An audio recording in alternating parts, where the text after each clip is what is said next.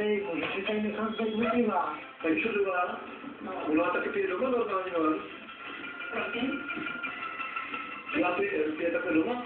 No podívej jsem 4 klasťáky, to bude ráno, půl čtvrtý jsem se probudila.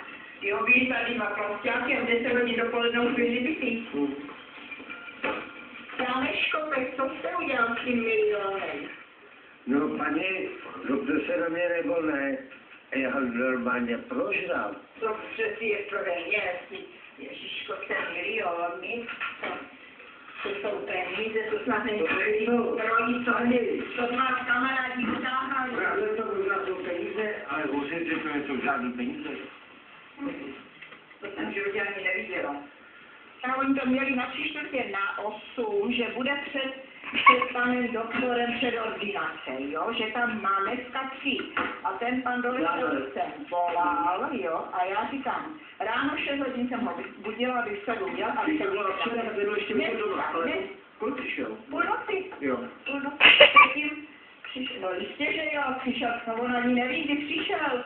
Půl noc byla, mlátil tamhle na okno v zahrádce, že přes kopři vyleze a tohle to. Jistě, že přišel v půl noci. Tady mě otočil tu stopku a pil. Půl desátky jel. Že jsi mě obviděla krádeže. To je zbytečný, potřebuje psychiatrické léčení a nic jinýho. Ty bys potřebovala ty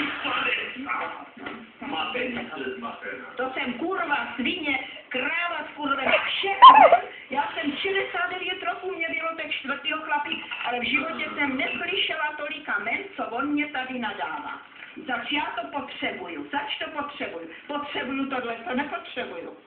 Po této drastické výměně názorů mezi matkou a synem jsem si uvědomil, že v tomto malebném podkrkonožském stavení se možná schyl